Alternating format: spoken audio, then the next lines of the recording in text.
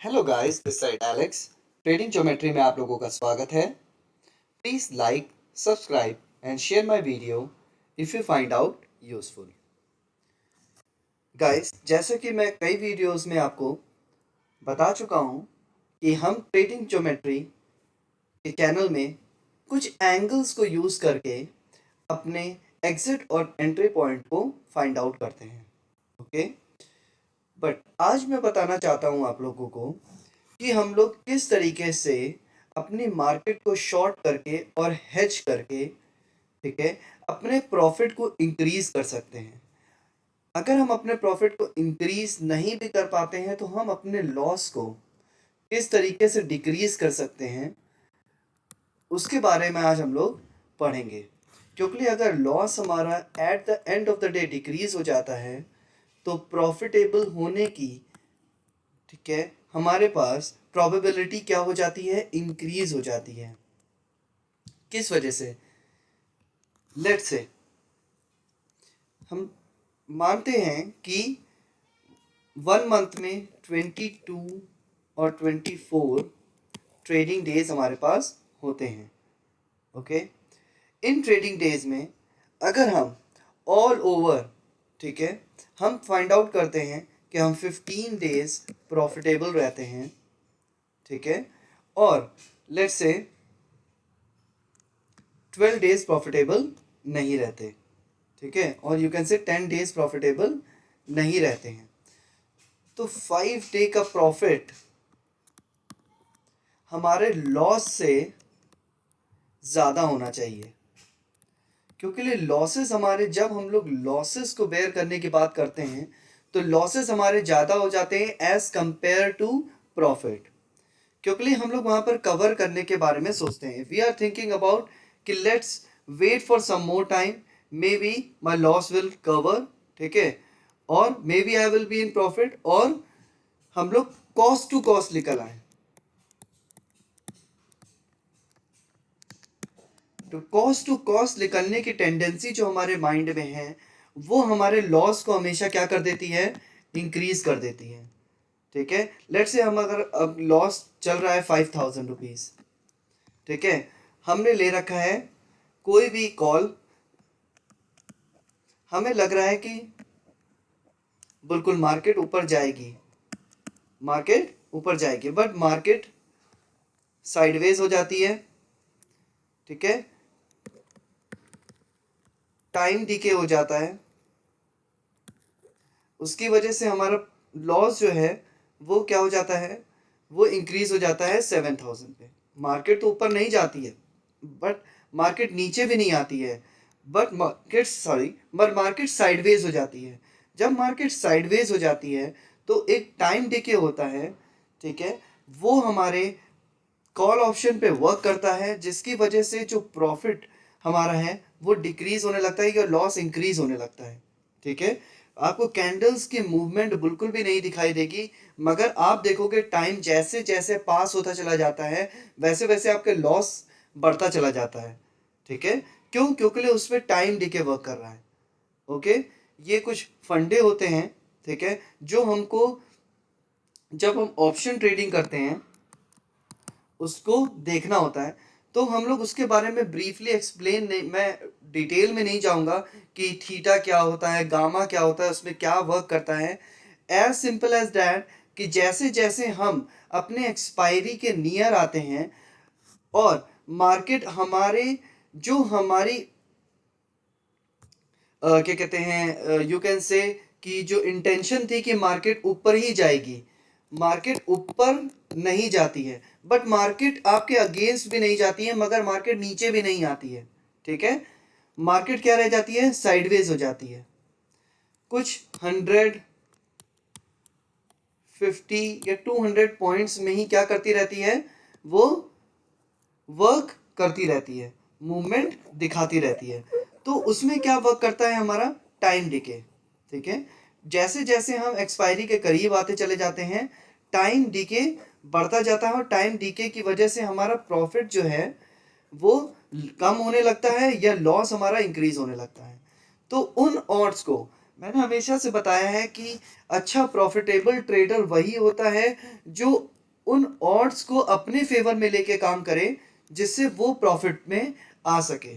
Okay, तो हमें उन्हीं पैटर्न्स में वर्क करना है जिसमें हमको लॉस जो है वो कम से कम हो और प्रॉफिट हमारा ज़्यादा हो।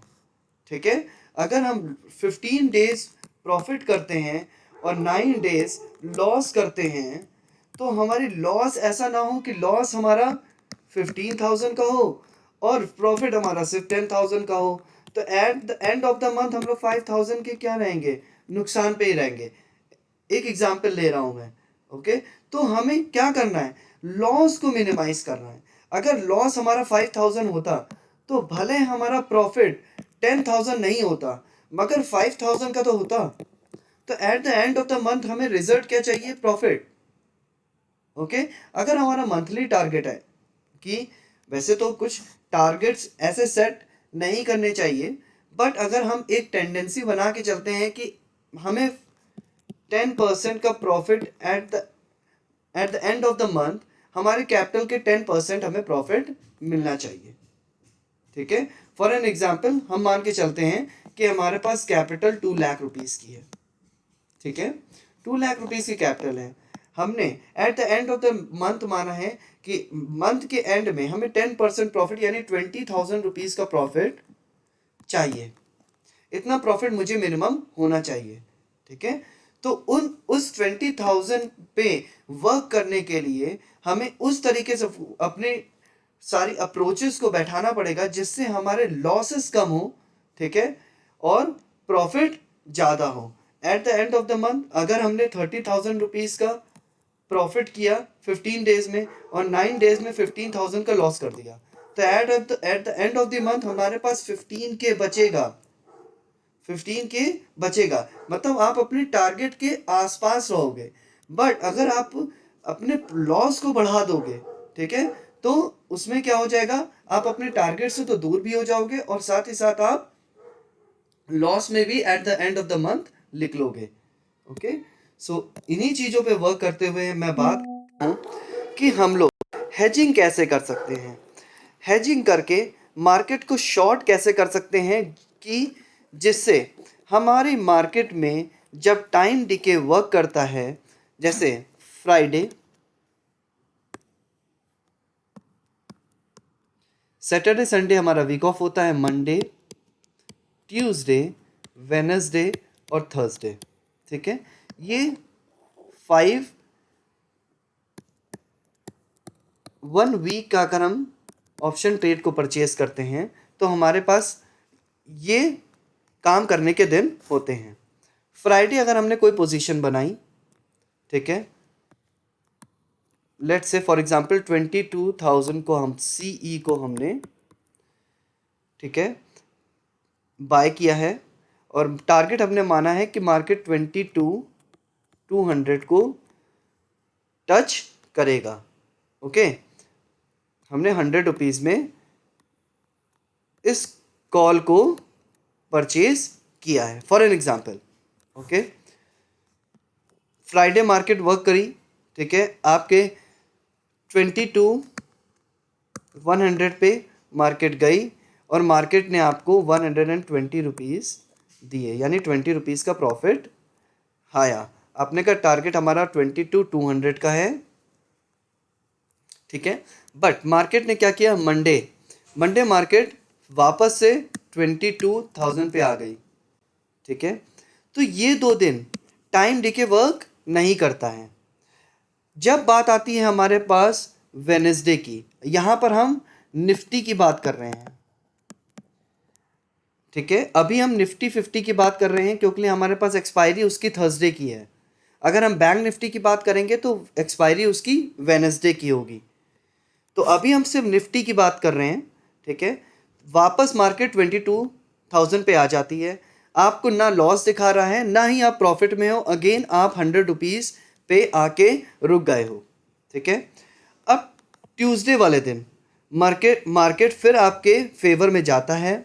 ठीक है, 22,150 पे चला जाता है, आप आ जाते हो 150 के यानी 50 रुपीज़ के प्रॉफिट पे। अब वेडनेसडे वाले दिन क्या होता है, मार्केट फिर से इसी रेंज में ट्रैवल कर जाती है 22,100, देन मूव्स टू 22,50 और 22,150। जब इसी रेंज में ट्रैवल करेगी तो आपको दिखाई देगा वेडनेसडे वाले दिन कि मार्केट में 50% की सेल ऑफ हो जाती है, यानी आपका जो प्रीमियम है वो डिक्रीज होना चालू हो जाता है। जब मार्केट आपके फेवर में नहीं जाती है और मार्केट, अगर आपने पोजीशन बनाई, ठीक है, आपने यहाँ पर इस जगह पे ख़रीदा, ठीक है, आपका टारगेट था ये, मार्केट यहाँ आई, क्या एक कैंडल बनी, यहाँ बनी, फिर ये नीचे आ गई, फिर ये नीचे आ गई, फिर ऊपर गई। जब मार्केट एक रेंज में चलने लगती है, ठीक है, तो वहाँ पर टाइम डिके वर्क करने लगता है। अब जब टाइम डिके वर्क करेगा तो आपका ये 100 रुपीज़ का जो प्रीमियम था वो आप देखोगे धीरे धीरे 80 रुपीज़ पे आ जाएगा। भले मार्केट आपके उसी रेंज में है जहां आपको 22,100 रुपीज़ में 20 रुपीज़ का प्रॉफिट दिखा रहा था, मार्केट उसी जगह पे, मार्केट अगर वेडनेसडे वाले दिन भी खड़ी होगी मगर आपको 20 रुपये प्रॉफिट की जगह आपको 20 रुपये लॉस दिखाने लगेगा, यानी आपका प्रीमियम 80 रुपीज़ में आ जाएगा। ठीक है, जैसे जैसे टाइम इंक्रीज होता चला जाएगा 12:30, 1:30, 2:30, 2:30 पे ये लॉस बढ़ के 60 पे आ जाएगा, यानी अब आपका 100 का प्रीमियम 60 का हो जाएगा। और at the end of the day अगर आप मार्केट इन्हीं रेंज में ट्रैवल करती रह गई, मार्केट इसी रेंज में ट्रैवल करती रह गई, तो आपको एंड ऑफ द डे दिखाई देगा कि मार्केट या तो अराउंड 60 या तो 70 रुपीज़ में क्लोज हो जाएगी। यानी मार्केट है तो आपके फेवर में ही, आपने 22,000 को परचेज कर रखा है, मार्केट की at the end of the day 3:30 पे मार्केट क्लोज किस पे हुई है, 22,100 पे, मगर आपको क्या दिखाई देगा कि आप तो 40 रुपीज़ के लॉस पे चल रहे हो। क्यों? क्योंकि इसमें टाइम डिके वर्क करता है। ठीक है, टाइम डिके यानी वेडनेसडे को 50% की सेल ऑफ हो जाती है, 50% अराउंड आपकी सेल ऑफ हो जाती है, यानी प्रीमियम जो आपको खरीदा होता है, मार्केट अगर आपके फेवर में नहीं होता है तो वो मार्केट क्या कर जाता है, डीके कर जाता है। ये हम ऑप्शन ट्रेडर्स के लिए सबसे बड़ा क्या है, एक नेगेटिव पॉइंट है, एक नेगेटिव पॉइंट है। और थर्सडे वाले दिन अगर मार्केट ने आपके रेंज को टच नहीं किया, और वो भी किस तरीके से, एक अच्छी गुड मोमेंटम के साथ अगर ऊपर नहीं गई, तो आप अपना प्रीमियम भी नहीं निकाल पाओगे। ठीक है, आपको या तो अपनी पोजीशन को 40 या तो 50 रुपीज़ के लॉस पे निकालना पड़ेगा, या तो अगर थोड़ा बहुत मोमेंटम अगर आया तो आप हो सकता हो कि कॉस्ट टू कॉस्ट निकल जाओ, या तो फिर जो है 80 या 90 पॉइंट पे निकल जाओ। बट 1 वीक आपका वेस्ट हो गया, 1 वीक आपने अपने पोजीशन को होल्ड किया और at the end of the day आपको क्या मिल रहा है, या तो कॉस्ट टू कॉस्ट या तो जो है आपको लॉस बेयर करना पड़ रहा है। ठीक है, तो इस चीज को हम अपने फेवर में कैसे यूज कर सकते हैं वो मैं बताता हूं कि आप अपने प्रीमियम को सेल कर सकते हैं। ठीक है, और सेलिंग में मैं आपको पहले ही बताना चाह रहा हूं, सेलिंग में अमाउंट आपका ज़्यादा लगता है। ठीक है, जहां पे आप कोई भी कॉल 100 शेयर्स 20,000 रुपीज़ में खरीद सकते हो, वहीं आपको 2 लॉट, यानी 2 लॉट जो हुए आपके, ठीक है, 20,000 में खरीदोगे, वही 2 लॉट अगर आप हेजिंग करके खरीदोगे तो अराउंड आपको 50,000 रुपीज़ लग सकता है। ठीक है, तो मैं ये मानता हूँ कि इसमें आपका प्रीमियम जो है वो ज़्यादा जाता है, बट आपके प्रॉफिटेबल होने की चांसेस बढ़ जाते हैं। वो मैं तब बताता हूँ कि कैसे। जैसे कि मार्केट, मैं चार्ट पे आता हूँ, जैसे कि मैं मानता हूँ ये मार्केट है। अब देखिए मार्केट ने इस रेंज में कितने दिन तक ट्रैवल किया है। ये रेंज है सिर्फ 300 पॉइंट्स की, मैं आपको दिखाता हूँ, मैंने मार्क करा था ये देखिए 22,000 हमारा और 22,300। ठीक है, ये रेंज हमारी 22,300 तक की रेंज है। अब देखिए मार्केट ने कितने दिन तक ट्रैवल, करीब 7 डेज 8 डेज ट्रैवल किया सिर्फ इसी रेंज में। अब बताइए क्या इस रेंज में आप 300 पॉइंट्स में इतनी फ्लक्चुएशन में क्या आप अमाउंट निकाल सकते थे? क्यों? क्योंकि यहाँ पर तो टाइम डीके भी वर्क करेगा। ठीक है, अब इन कैंडल्स को कैसे अपने फेवर में काम कराते हैं ये मैं जानता हूँ। अब 22,300 यानी आपने 22,000 में यहाँ पे मार्केट थी, आपने सोचा मैं इन द मनी 22,000, मैं मानता हूँ, मैं आपको बताता हूँ 22,100 पे इस समय मार्केट स्टैंड कर रही है। ओके, मानता हूँ 22,100 में मार्केट स्टैंड कर रही है। अब आपका टारगेट है 22,300 को मार्केट टच करेगी, 200 पॉइंट का टारगेट है। तो आप क्या करते हो?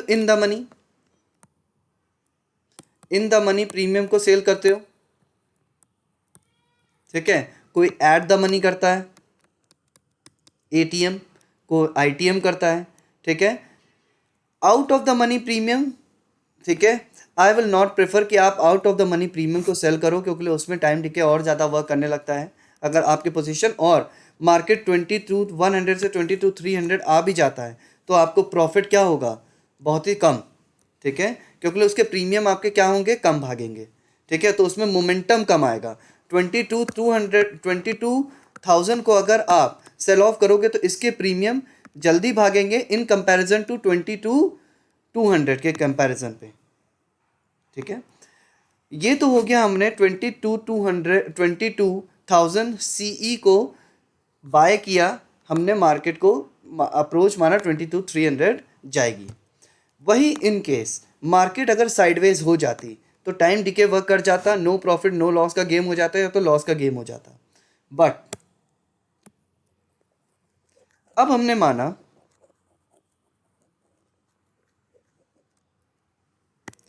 कि आपने माना 22,100 में मार्केट चल रही है।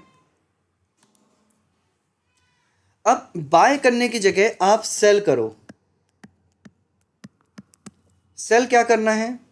आपने माना 22,300 मार्केट जाएगी या उससे ऊपर निकलेगी। ठीक है, तो आपने माना तो 22,300 को 22,300 पीई, पीई को क्या कर दो? आप सेल कर दो। यहां पे बाय नहीं करना है, सीई को बाय नहीं करना है, यहां पीई को सेल करना है। ठीक है, अगर 22,300 पीई को आप सेल करोगे और उसको हेज कर लीजिए आप। ठीक है, उस पर आप हेजिंग कर सकते हैं। जब आप हेजिंग करेंगे, जैसे ही आप हेजिंग करेंगे आप देखेंगे कि आपका प्रीमियम जो है वो क्या हो जाएगा? वो कम हो जाएगा। जो आपको पैसे, जो रिक्वायरमेंट थी वो क्या हो जाएगी? वो कम हो जाएगी। ठीक है,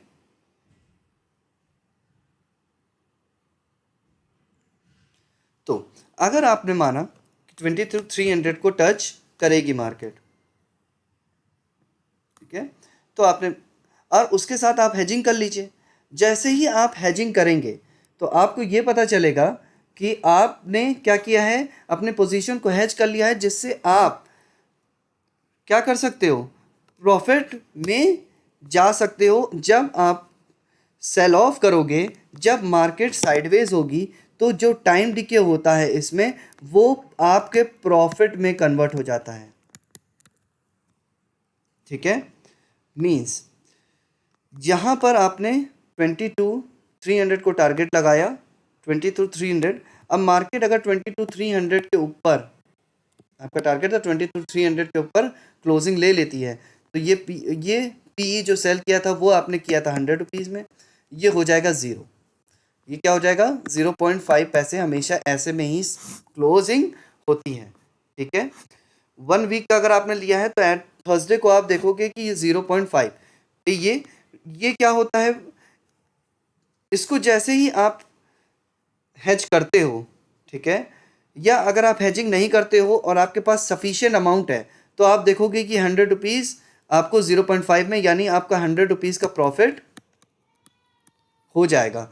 भले मार्केट क्या हो, आपने 20 to 300, मार्केट कितना भी ऐसे फ्लक्चुएट करके जरा से पॉइंट में ही आपका 20 to 300 के ऊपर क्लोज हुई है, मगर मार्केट अगर इस तरीके से वर्क करी है, मार्केट साइडवेज है, तो भी मार्केट जो है क्या कहते हैं, आपको प्रॉफिट हमेशा दे के जाएगी। इसमें आपको बाय नहीं करना है, आपको अपने प्रीमियम को सेल करना है। जहां आपका टारगेट है उस प्रीमियम को अगर आप सेल करोगे उसके ऊपर, ठीक है, या उसी के आसपास, नीचे नहीं, ठीक है, अगर नीचे भी क्लोजिंग लेती है अगर 300 से नीचे अगर क्लोजिंग लेती है तो आप हो सकता हो 20 रुपीज़, ठीक है, 100 का ना प्रॉफिट ले पाओ, आप 80 का लो, 70 का लो, ठीक है, ठीक है, बट अगर 22,300 आपका जो टारगेट था उसने उसको अचीव कर लिया और थर्सडे वाले दिन 20 to 300 320 पे भी क्लोज हुई है, तो आपको ये पूरे 100 रुपीज़ प्रॉफिट पे देखने को मिलेंगे, ठीक है।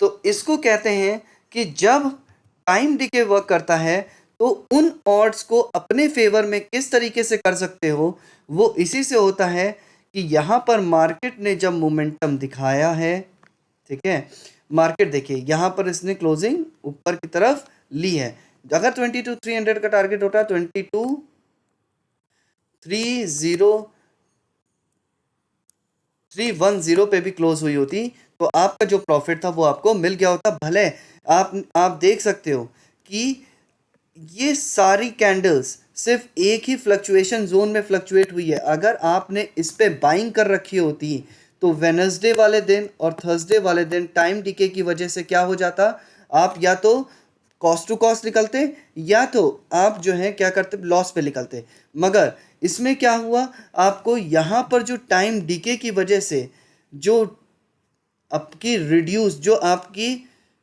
ऑप्शन जो 100 रुपीज़ में आपने ख़रीदा था, वो टाइम डिके की वजह से जो 80 रुपीज़ का हो रहा था, तो ये 20 रुपीज़ भी आपके प्रॉफिट में जुड़ रहा था, आपके प्रॉफिट में जुड़ रहा था, ठीक है। इसी तरीके से हम लोग सेलिंग करते हैं, ना कि बाय करना, ठीक है। सेलिंग करना हमारे फेवर में इस वजह से हो जाता है कि हम टाइम डीके को भी अपनी तरफ यूटिलाइज कर सकते हैं, ठीक है। अब आगे की वीडियोस में मैं बताऊंगा कि बैंक निफ्टी में किस तरीके से हम अपनी एक्सपायरी को चेक करके उसे सेल ऑफ कर सकते हैं, और उसके बाद एट द एंड मैं उसमें बताऊंगा कि हम हेजिंग कैसे कर सकते हैं, ठीक है। 20 to 300 को अगर हम सेल ऑफ करते तो करीब 80,000 रुपीज़ या 1 लाख रुपीज़ हमें देने पड़ते सिर्फ 2 लॉट के, ठीक है। अगर हम बाय करते तो वो काम सिर्फ और सिर्फ 10,000 रुपीज़ या मे बी 15,000 रुपीज़ में हो सकता था, बट यही काम 80 और अराउंड 1 लाख रुपीज़ में क्यों हो रहा है, ठीक है। और इसको हम रिड्यूस कैसे कर सकते हैं, हेजिंग का एक प्रोसेस होता है जिसको हम अपनी पोजीशन को हेज करेंगे तो ये 80,000 40,000 में कन्वर्ट हो जाएगा, ये 1,50,000 to 55,000 में कन्वर्ट हो जाएगा। तो इसमें आपका प्रीमियम भले ज़्यादा लगेगा, बट आपके प्रॉफिटेबल होने की प्रोबेबिलिटी क्या हो जाएगी, बढ़ जाएगी। क्यों? क्योंकि लिए अब आपके 2 जगह से प्रॉफिट होंगे, ठीक है। मार्केट आपके फेवर में जा रहा है तब तो प्रॉफिट आपको होगा ही होगा, ठीक।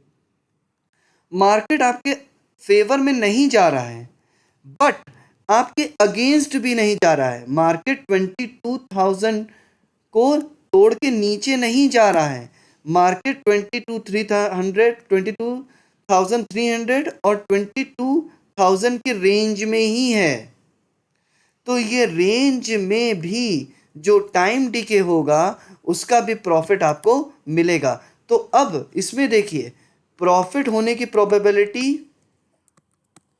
2 जगह से है और लॉस होने की प्रोबेबिलिटी सिर्फ एक जगह से है। अगर मार्केट आपके फेवर में नहीं जाता है तो मार्केट 22,300 को क्रॉस करके नीचे चला जाएगा तो ही जो है क्या होता है, आपका लॉस होता है। ठीक है, तो इसमें आपका अमाउंट ज़्यादा लगता है, बट अगर आप हेजिंग करते हो तो उस अमाउंट को भी डिक्रीज किया जा सकता है। नेक्स्ट वीडियो में मैं बताऊंगा कि इनको हेजिंग कैसे करते हैं और प्रीमियम कैसे रिड्यूस करके हम इस जो साइडवेज वाला जो हमारा ऑप्शन का सबसे नेगेटिव पॉइंट जो होता है उनको हम अपने प्रॉफिट में कैसे ऐड कर सकते हैं। थैंक यू गाइस, इस वीडियो के लिए आज इतना ही। बाकी की डिटेल्स मैं आपको नेक्स्ट वीडियो में शेयर करता हूँ। Thanks a lot, bye bye, take care. If you like my video please share. Have a great day, bye bye.